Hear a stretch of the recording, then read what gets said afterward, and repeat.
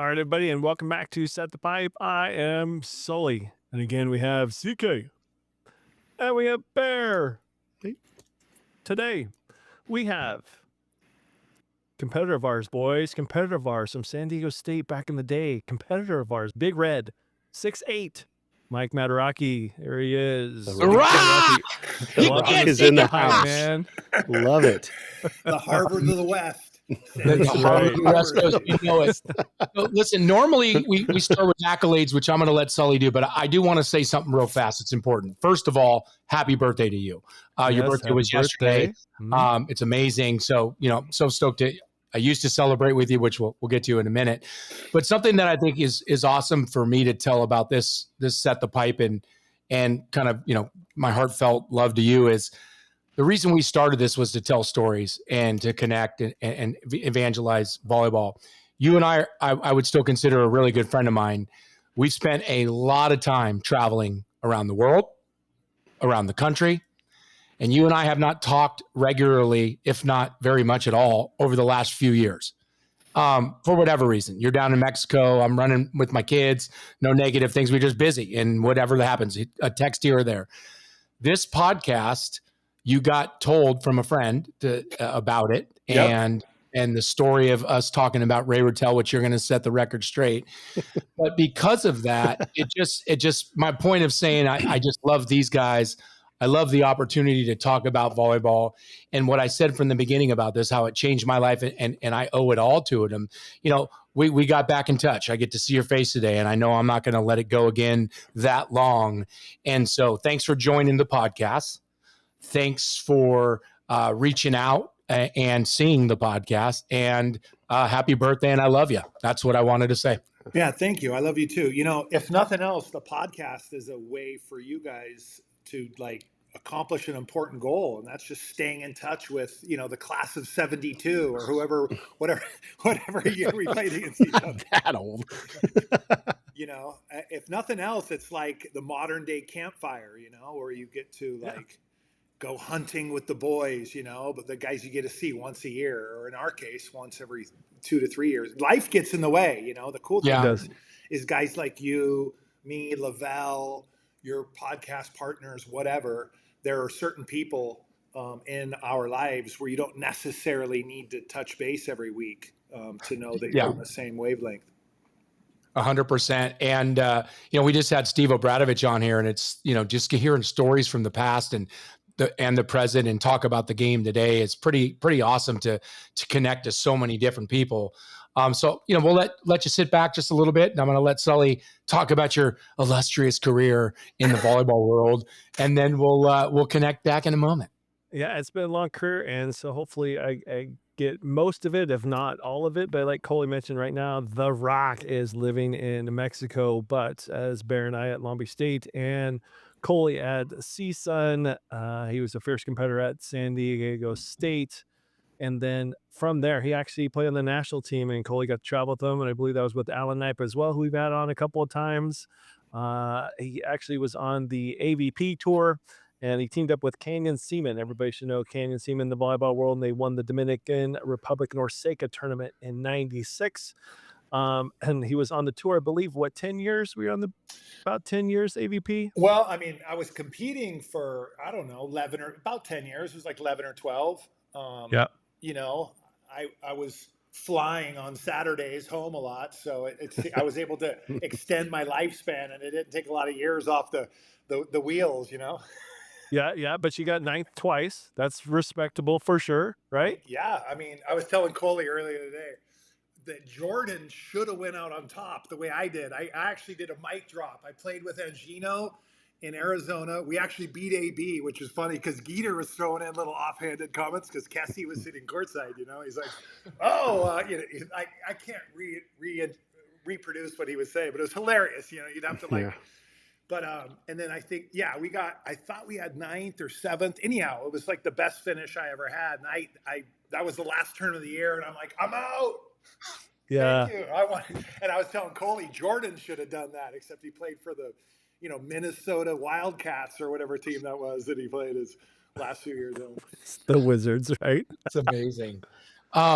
So Rock, before we jump into that career and all the stuff that you did, what are you doing right now? What are you doing down in Mexico? Long story short, for decades, I would tell my friends that I wanted to go somewhere in the world. Well, because, I really had a nice experience with Dragon in Hermosa Beach at the pier, but then we lost our dance permit in a lawsuit. They punished us with shortened hours. They shortened our hours to midnight instead of 2. It was basically a big FU. And it was, anyhow, I won't get into too much of that, but I enjoyed being in the hospitality industry. And a buddy of mine owned and built the most famous house music beach club in the world over in Ibiza called Bora Bora Beach Club. And real famous, if you're into that kind of music and traveling the world and whatnot. And I had always told myself, I go, if I can put it all together, I want to have a beach club, because you can't do this in America. You can't sell liquor on the sand. We have like DJ booth on the sand. We have volleyball courts, really nice courts where Mark Palui, let me give a plug to Mark Palui, anyone who needs volleyball courts and equipment. Mark Palui's in the game, ex-AVP player. Most of you guys know him or have heard his name. But anyhow, Mark set me up with some really nice equipment. So we have 2 really nice professional courts. We have surfboard rentals, massage, volleyball lessons. I do several free clinics a week. We have tournaments. I try to pair like our music. We have music festivals, like 2 or 3 or 4 a year, and I pair those with the volleyball tournaments and just trying to do. It's been just a pet project where and you can't do this on the beach in California. You can't do it in Florida. You can't do it in Texas. And so I traveled around the world a little bit trying to figure out, am I going to do this in Mallorca? Am I going to do it in Thailand? And then long story short, I visited Justin Armour down here like 25 years ago when him and his lady had a beautiful like mango plantation on the beach. I met a real famous realtor down here and I stayed in touch with him. And he said, and he's such a, I'm not going to mention his name, but he's cagey salesperson. One of the guys who'll tell you anything you want to hear, to get a sale. Sure. So anyhow, he told me he could help me accomplish my goal. And I love Brazil. I don't know if you know this, but I went down to visit Angino and Loyola, and I was down there for like 4, 5, 6 months. And I remember that. I had sold my business. I was like 31. Amazing time of my life. Amazing life experience. That and Los Rocas are like some of the best life. But months and months in Brazil with Jack and Loyola, riding our bike to the beach. And anyhow, I love Brazil, but I didn't think anyone would fly down there to hang out with me. I didn't want to be on an island because I was traveling when COVID, the lockdowns happened. And, I told you, I'm not going to get into politics or COVID, but I didn't want to be anywhere where you needed some sort of digital ID or retinal scan to get on and off the island, which is what happened. Sure. I was really close to doing something in the island of Roatan. Have you guys ever heard of Roatan? Yeah, I've been there on a cruise. Yeah. Okay. Yeah. So that at the time it was the number 2 dive spot in the world. Beautiful, beautiful diving and snorkeling, which Canyon and I got our dive certification together like 90 years ago down in the Great Barrier Reef. And that was a cool trip for a month. We were there for a month, but so I was diving down there and I was like, wow, this would be great. And then the lockdowns happened and they locked down that island for 18 months. No inbound or outbound flights, no cruise, because it relies on cruise ships and flights. Yeah. I was like, I was close to like doing something down there, but I'm like, man, could you imagine having a lease or a mortgage or something and you're on an island and it's like full apocalyptic. Couldn't go anywhere. The Walking Dead is going crazy. So I'm like, okay, true. No islands, no G20 countries, as few mouth breathers as possible. I was starting to get, I was starting to feel cornered in California with all the people that were living around me. Were like, anyhow. So. No, I get it. We get it. Well, Coley told me we're kind of akin on the same page. Yes. Politically and ethically and spiritually. Yeah. But I've realized there's certain topics where if by now we haven't changed someone's mind, it's just throwing the towel, like it ain't happening. What's the point? Unbelievable. Where in Mexico are you? So I'm in this really cool spot called Cerritos Beach. It's about an hour north of Cabo. It is Okay. literally like Cabo would be like the Santa Monica of Mexico. I'm trying to think of a good analogy. So Cabo would be like the Santa Monica of Southern California, and then I'm up in the Malibu. I'm like Okay. where like Wow. the tech titans are building multi-million-dollar homes on the beach, and there's Mm. construction everywhere, and it's all Canadians and Americans, and all the Mexicans are panicking because there's now more white people than Mexicans here in this. It's like. Are, So sorry, are guys. you on the Sia Cortez side, or are No, you on the I'm Pacific on side? the DJ booth, the volleyball courts, the surfboard are in front of a very famous surf break. My goal was to be able to walk from the DJ booth to the volleyball court to my rack of surfboards and do all the triad. I wanted to surf, play volleyball, and play music all within like a 2-hour time span, and so I was finally able to pull it off. That's rad. But Wow, it's that's but huge. there are many days where I'm like, because all my friends are like, dude, that's fucking paradise.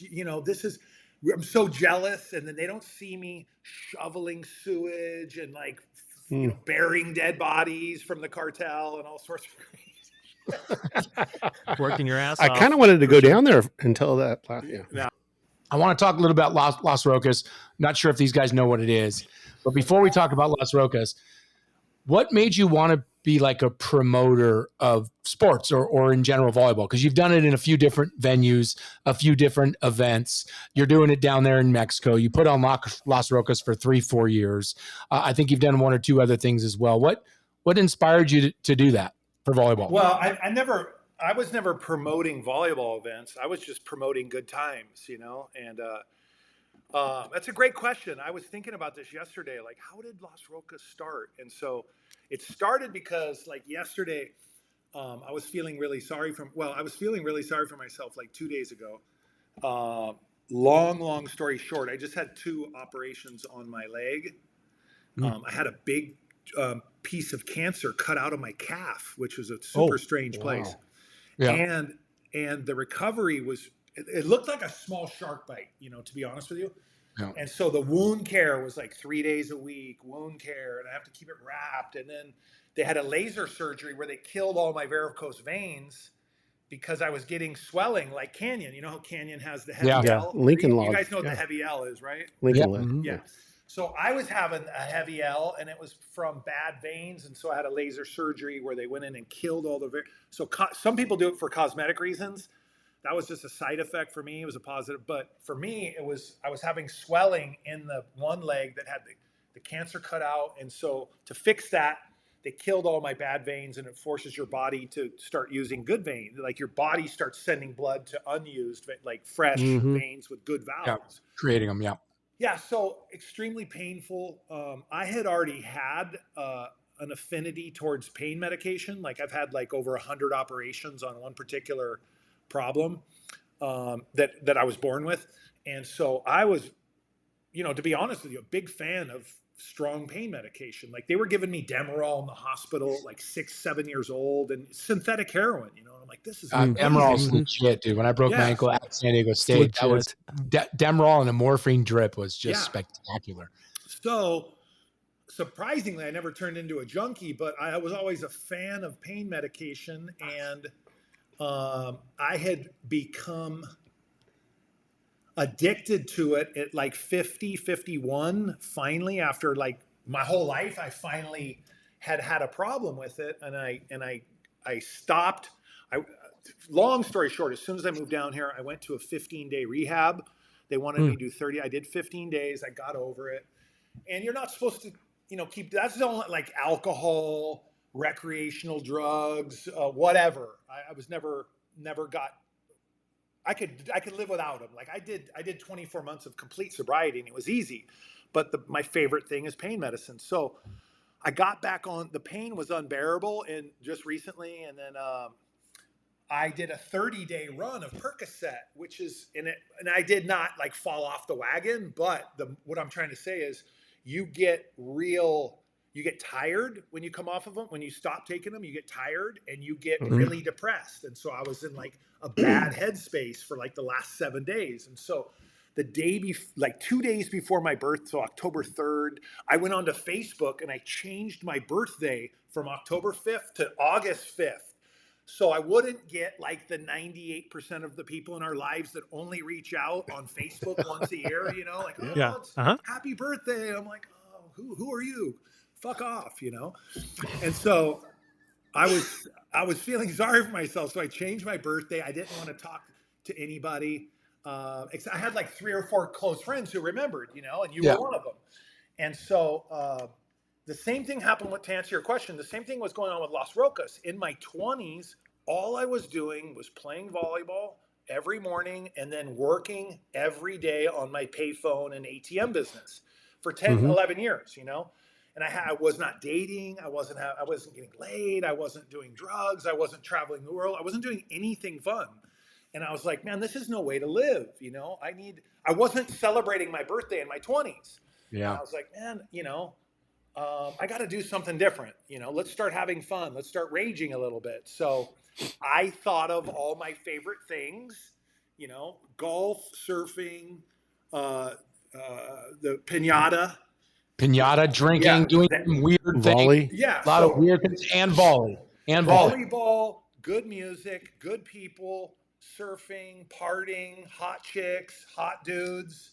And so that first year we had like what, I don't know, 150, 175 people there. So I've been gambling. My dad was a pro poker player. I've gone to many like craps weekend seminars. Like I've got thousands of hours at a crap table, like as a teenager, you know? And so I was like, I want gambling, debauchery, volleyball. So as you remember, so these guys don't know. I had a bookie running odds on our volleyball matches out on the Okay, volleyball court. let me stop real quick and tell them this. So, Yeah. guys, there's a resort. There's This is no, great. important to tell the whole story. There's a resort down in Rosarito. Mexico, Rosarito, Mexico, called Los Rocas. It's a hotel, it's a spa, a beautiful pool, like infinity pool, good restaurant inside and outside, bar, weddings are there. It's beautiful. So Rock decides for his birthday, and what's amazing is it's also my anniversary around that time, day before his birthday, and then Mooney's birthday. So for us, it was like, let's do this. So he put this festival on for 2 or 3 days at this event. And it was, the volleyball mattered. There were some prizes, some money, but it wasn't like it was starting at 8. It was kind of like people were going to bed at 8 and then volleyball was starting at noon, right? Like it was just sunsets, volleyball, surfing, guitars, music. He had a DJ almost 24/7, practically rented out the place for the most part. For the latter years, it was pretty much the whole place.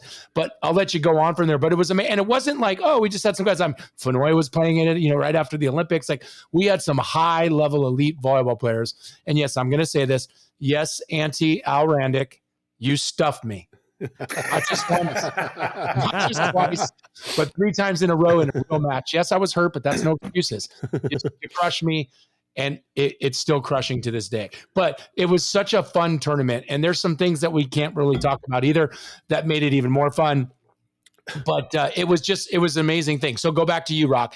You put that on. You gave people a chance to come down and listen to music and listen to DJs and lay out by the pool and play some high level volleyball. And it was 6-person, right? Wasn't it 5 guys and 6v6.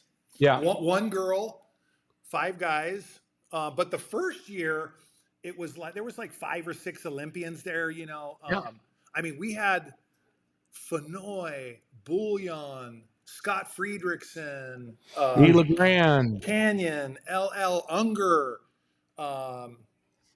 Geeter. I mean, and then we had DJ Johnny Knight from the Playboy Mansion, and at like 14 all, they had a rave timeout where everyone had to drop a biscuit, you know, and it was like people were losing their minds. And you had a bookie running numbers on the games, like money changing. They let me set up. I had a vintage antique blackjack table. They let me put the blackjack table there with live gaming. We had an ecstasy raffle, a guy with a megaphone and like a roll of tickets the whole weekend. I had my buddy, my Navy SEAL friend, is walking around in his dive suit with a tank full of nitrous on his back, his flippers, and he's getting like it was a shit show. And like the lifelike came, you know, like after like the third time this one model G'd out, they're like, bro, you got to tell Susie to stop doing that, bro. It's like a bad look. And they're like, That's a bad look. yeah, and she comes back from the hospital with her gown on and her tash. She's like, I'm back, bitches. Man, I mean, Sounds fun.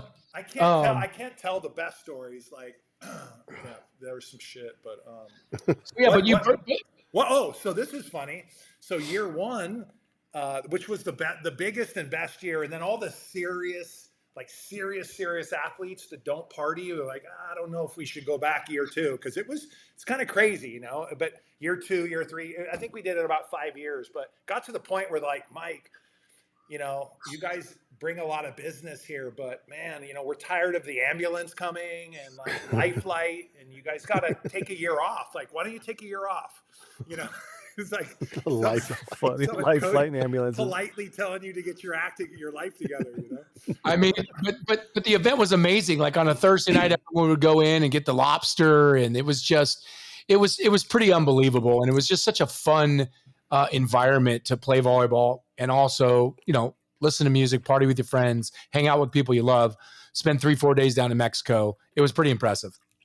Yeah, the year one, I made the mistake of getting a buffet, a spread of food for the welcoming party Friday night, and so you've got like trays of taquitos and rice and bean, all this beautiful food, and you got like 137 people standing around biting their lips, like licking their face off, and like one rolled taco was missing from the whole thing. Like all the Mexican people are looking at me like, what the fuck is going on with these people? Like, why isn't anyone hungry? Are they all on diets? I was like, okay, notice I had my notebook out. All right, year two, do not order a spread of food. lessons learned for sure. Maybe give that money to a Mexican orphanage or something instead. Amazing. So when I saw your Instagram, and you brought up house music, right? Has that always been a thing with you? Because I mean, that's a ton of your pictures, right? Or just DJing, or other being with people, DJs. You see raves DJ going High on. Pockets right here. I mean, but was that always? Was that always something like in San Diego? Were you doing San Diego? Was that your like? Yeah, I mean, was that everybody? Did everybody know that? If I can be honest with you, when I was about early 20s, mid 20s, so Coley knows him very well. I don't know if you guys know my friend Lavelle Dupree, black dude, great guy. He's like a, you know, good volleyball player. Yeah, he and I, we met on the volleyball courts.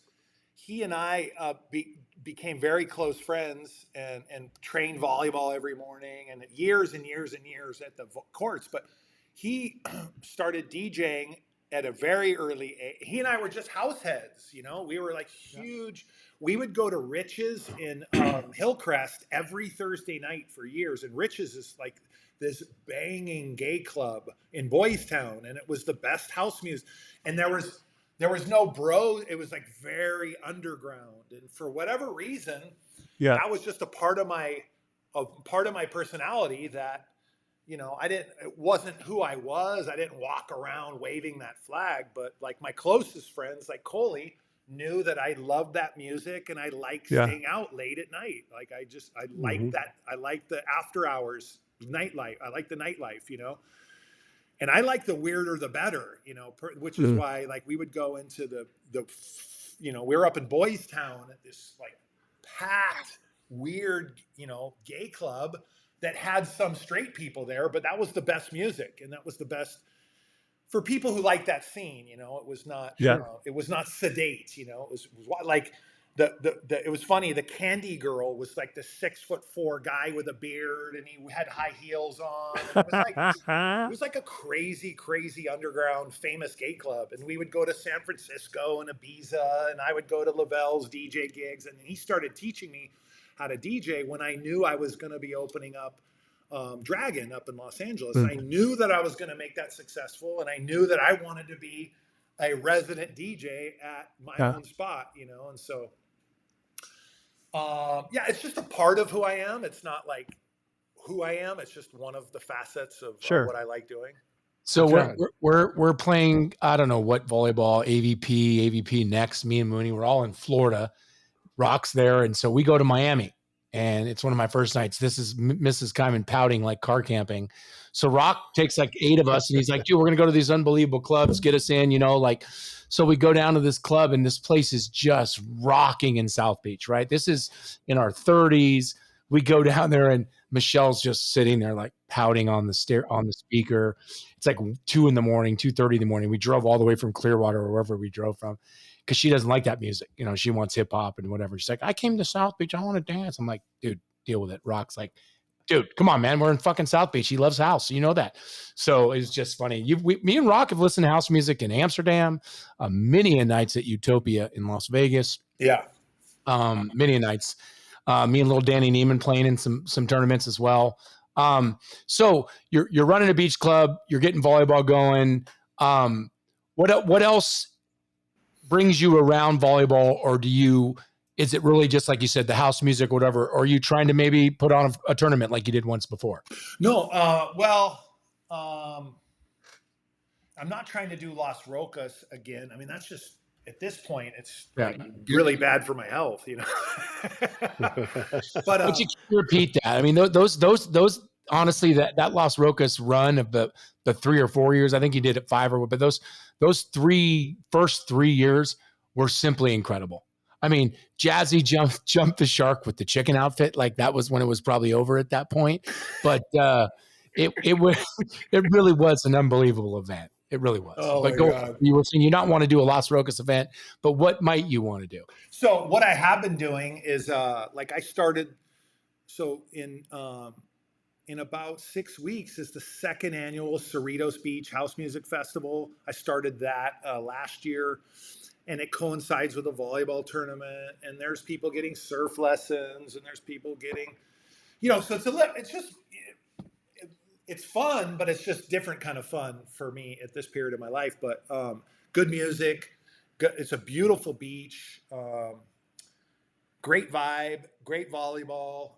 I'm playing better in my 50s than I was probably in my 40s or even my 30s. Like, I was just, as soon as the serious tournaments ended, I just started traveling and staying out too late, too often, and just went into a crazy phase of my life where I was not ready to get it. Like, for example, I started doing jujitsu about 8 years ago, and it's great. I like it. But when I was living in Manhattan Beach, Hickson Gracie was always hanging out at my place. And I don't know if you guys know who Hickson Gracie is. The Gracie family. Yeah, so Hickson Gracie is the best of all the Gracies. And so the dad sent Hoist Gracie into the UFC to prove a point. He sent the skinniest, weakest Gracie into the UFC to show them the power of Gracie Jiu-Jitsu. But Hickson was in Japan fighting in Pride at the time, earning like 4x what Hoist. Right. So Americans were so ethnocentric, we thought, the UFC is mixed martial arts, but there was actually a much bigger league at Pride in Japan. But so Fernando, my Brazilian friend who I met through Angino and Loyola, who were the famous Brazilian volleyball. So there's a big contingency of Brazilians. And in Manhattan Beach, like, Fernando's like, Mike, you got to do jujitsu. Hickson Gracie said you can work out with him. He'll give you pride, one-on-one, whatever. Because I would pay for the fights, and they would all come over to my house, and Hickson would work the barbecue. I would pay for the fight. I had built a nice house. I built a custom home in Manhattan Beach. It was beautiful. Fountains and fireplaces. And so he would bring over like Anderson Silva. He would bring over like, whoever. And I'm like, hey, who's this clown? They're like, he's the #1 fighter in the world. Don't mind him. I'm like, oh, cool. Anderson Silva. And they're like, Mike, why don't you do jiu-jitsu with Hickson? And I was like, man, I am just getting in at 7 or 8 a.m. I can't go to 7 a.m. workouts and have someone sweating on me and laying on me. Are you kidding? It was just, I just wasn't into it at the time, but now I enjoy it. I'm just trying to be much more healthy and not as crazy, and that's what longevity, when you get old, like us, it comes into that factor. So the main reason you reached out was the story about Ray Ratelle. And you said to me today that I didn't tell it as accurately as I should. So I would love you to paint the picture accurately. We're in Indiana, Fort Wayne. Kaboom! Playing for the World University Games team, as Al Knipe and us have talked about. Go ahead, my friend. Can I just break in just for a second? Yeah, absolutely. Sully and I did play for Ray. Please do. So Yes, we did. you're not going to offend us at all or anything because we spent way too Put much, it out there. not way Yep. too much time 5 with him, years with but the man. yeah, Ray Ratelle. No, Unbelievable I mean, guy. hey, I never, I never even thought you guys would be like. I love Ray, you know, and Well, dude, it was all summer though that we were there for 3 weeks, and I kid you not, from the day one, for whatever reason, Rock's going to tell this, but like he must have had something against the Rock for some reason. Every single play, God, damn it, Rock! We heard that a lot in practice, just with other guys, but yeah. So back up a second. Did I finish answering your question about so volleyball, music, serve? So anyhow, I just wanted my last job to be on a beautiful beach somewhere. I told myself if I'm going to be working in my 50s, 60s, 70s, 80s, I want it to be something enjoyable in paradise. Sure. And so yeah, that's rad. That being said, to answer your question, yes, there are DJs, but there's also volleyball. I know what I wanted to tell you guys. I've never seen, like, nowhere in America, like, if you had someone playing house music and people drinking and people smoking cigarettes, like moms in California would be like clutching their pearls, hiding their kids' eyes, like, hurry up, let's get out of here. It's dangerous, Here in Mexico, I'm blown away. We talk about it all, like Lavelle will be DJing, right? And then I have swings on the dance. There's like these bitchin' swings. There's like 5-year-olds swinging next to like moms blowing smoke in their face, grandmas up on the table dancing for like Mexicans party, and they've got all the generations there, and they're there for like 11 hours. It's they love the beach. And it's just so different. I dig it. I dig, like, there's kids running around the dance floor while people are ashing on their head. It's just hilarious. But so to go back to Ray Ratelle. So Mike Champlin, Mike is my childhood friend, and his son. I think you met Mike maybe, but he and I were roommates in San Diego State. But so now Ethan Champlin may be one of your future guests. We need to have him on. So I would love you to broker that. Yeah, Plays at UCLA, just played on the USA team, or he's on the USA team. So go on. Yeah. I cut you off. I was just chatting with Mike because Mike sent me your guys' podcast link, and he's like, dude, they're telling the Ray Ratelle story. You got to listen. And I'm like, all right.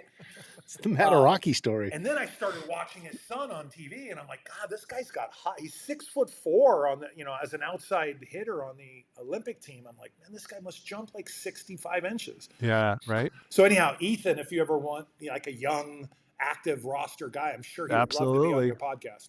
Would love to have him. So you can let his dad know we'd love to have him. Okay, so I started listening to your story, and it was pretty accurate. But, for decades now, we've been laughing about this whole thing. So Ray was really good friends with Jack and Mark. So Mark Warner, Jack Henn, my coaches, they're all buddies.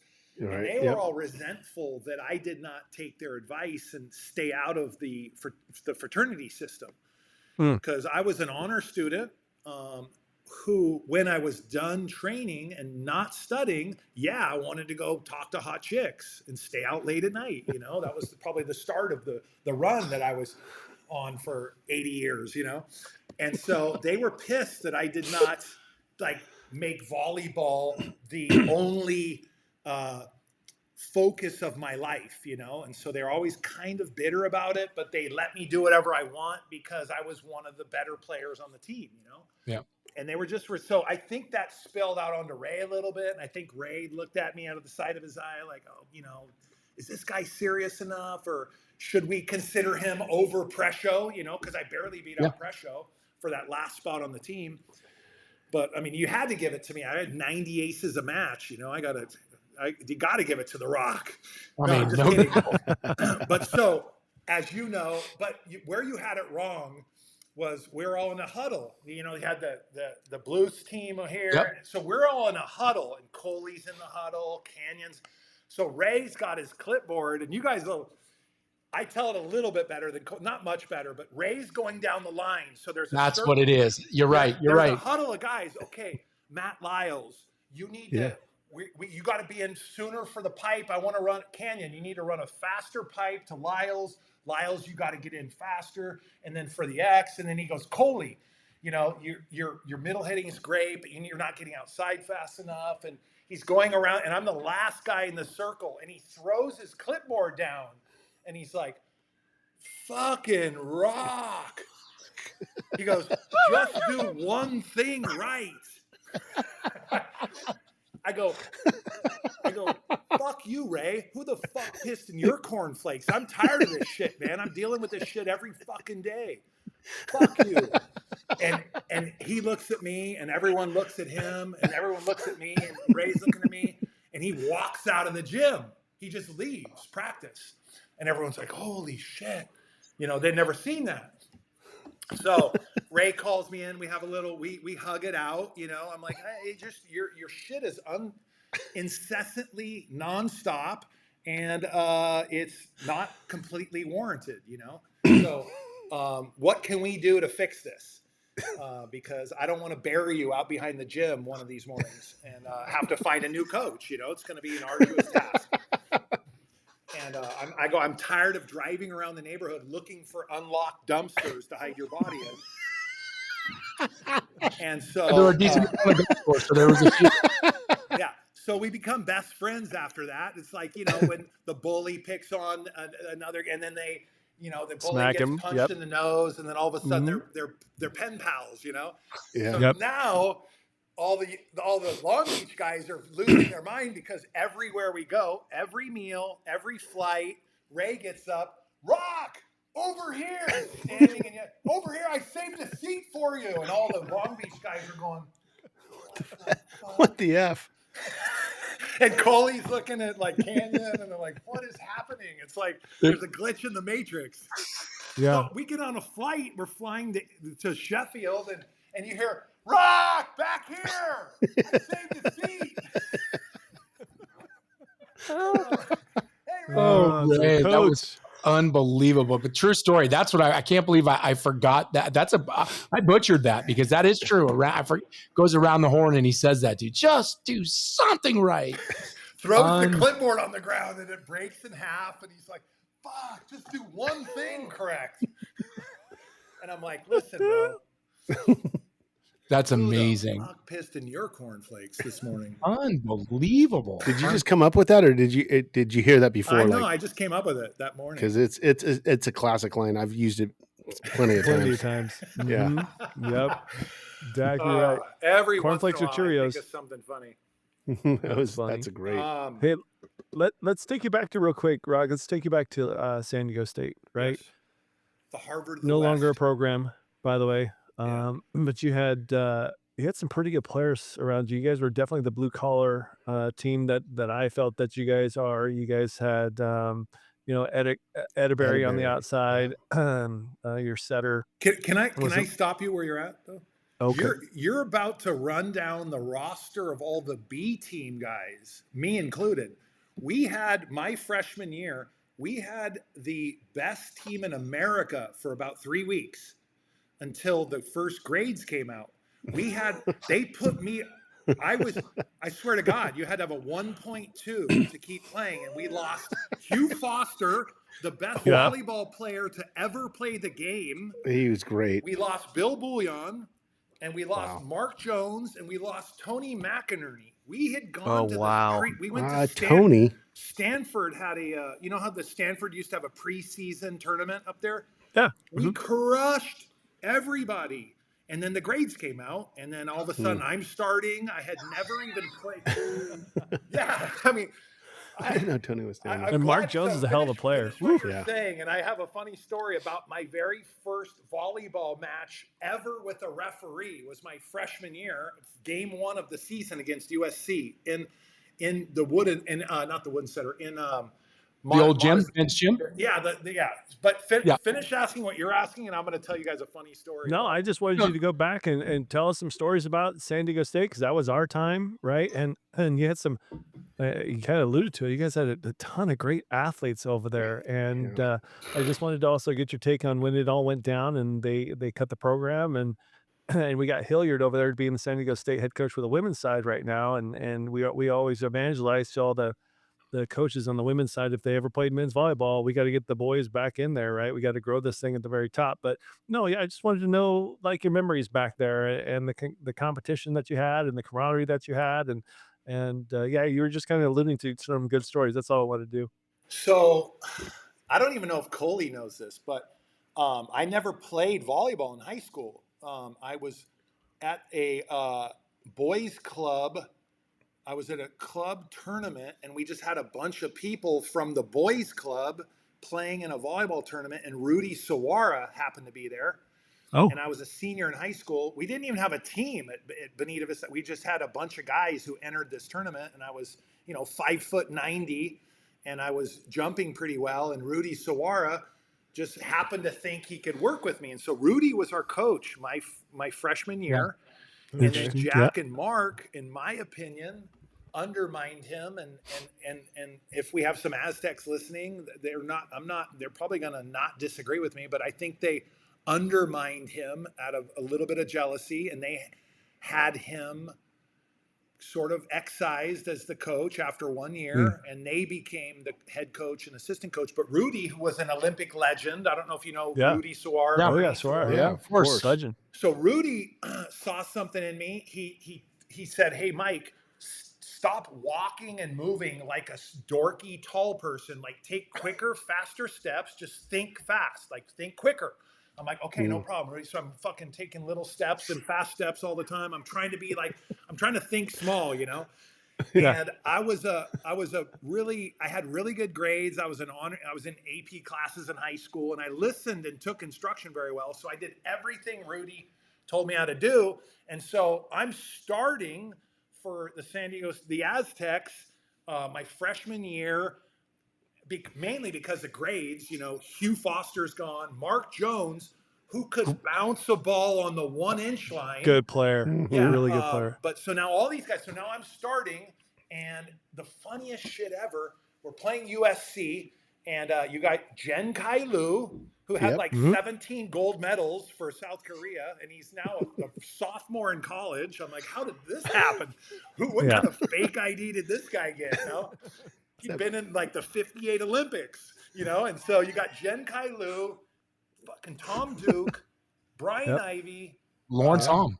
Lawrence Hom is probably the other out there. Yeah, I mean, and so the very first play of my first coached and refereed official game of my life, my foot's perfectly on the sideline. My left foot's on the sideline. My right foot's on the 10-foot line. I'm in perfect position.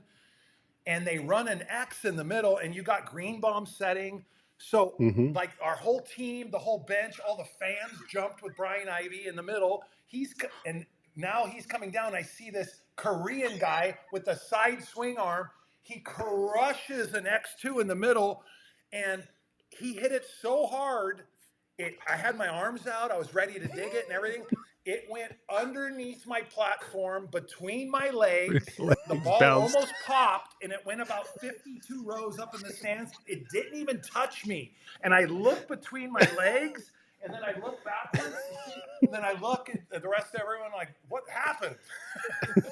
The ball didn't even touch me, and I had never seen a ball hit that hard. That's a great got story. Christianed right away. Holy crap! Wow. Jen Kai Lu was legit then. And I was ready to dig. I didn't even touch it. It didn't even hit any part of my body. That's amazing. Holy smokes! It went 200 That's so rows funny. up into the stands. I feel like that was my first play And of I the was whole like, man, this career. is going to be a long 4 years. But like hence the libero now that we have. Yeah, the libero, the libero. But like Sully was saying, with our generation, like I'm a little younger than you by a couple years, so I mean I know all those guys. I played with Hugh. We all played with Hugh on Paul Mitchell and won a gold with him. Thank God. That's a funny story I'll tell you. In Memphis. But, like Tagore, Edaberry, AB, JR. You know, you had some really good college. Yeah. Well, we became like by my senior year, I think we were second in the nation at one point. You know, we beat. All I cared, I just wanted to quit after we beat UCLA at UCLA. We were 0-53 against UCLA going into my senior year, and I'm like, man, this drought is going to end. And so we beat them, and I could have just quit mid-season and been stoked, but you know, we kept playing and whatever. But that was Seals and TK and yeah, it was Kevin Wong. Yeah, Long passing. The Wonga need food. Williams, probably. I love that. I don't know if Keeter said that or someone said that when he was playing on the AVP, but he was like, you know, that's really Bill funny. Bouillon said that. Oh, it was Billy Bouillon. He was like, because Bill's a really funny dude, but yeah, Beef is unbelievable. yeah, that's amazing. Who are old enough to remember 16 Candles? Yes. Mm-hmm. Long dog. Hey, where's the car? Big rake. Big rake. I just actually watched that the other day. Mooney and Braden. It's so good. Marriage. Sorry, it's a different movie, but yeah. So where were we? So Married. That's the movie. We finally became a good team. I don't know what happened that first game of my career. I was like, holy shit, I'm in for a long ride. But yeah, so Mark Jones, I used to get him.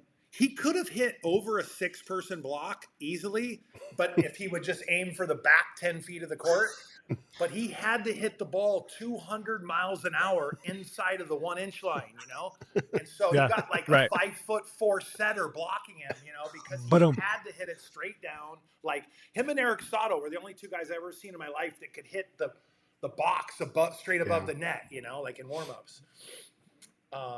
And so so one time I'm like, I would get Mark riled up, you know, because I'm like, Mark, I did this to him like every third game. I'm like, did you hear that guy? That guy called you a N-word. He's like, really? I'm like, yeah, that one right there. He's like, oh, and then he'd have like 72 kills in a match. You know? Get him all fired up. I'd reserve the N-word for him like twice a month, you know, just to get him playing better. That's amazing. Hey, it's all about strategically in the mental game. You got to find ways to win. Last time I saw him, he was in Atlanta coaching for A5. I think he's been there for a long time. As far as the last time I saw him in club, but beard down here, still looking the same physique. Yeah. You think San Diego will ever bring its program back?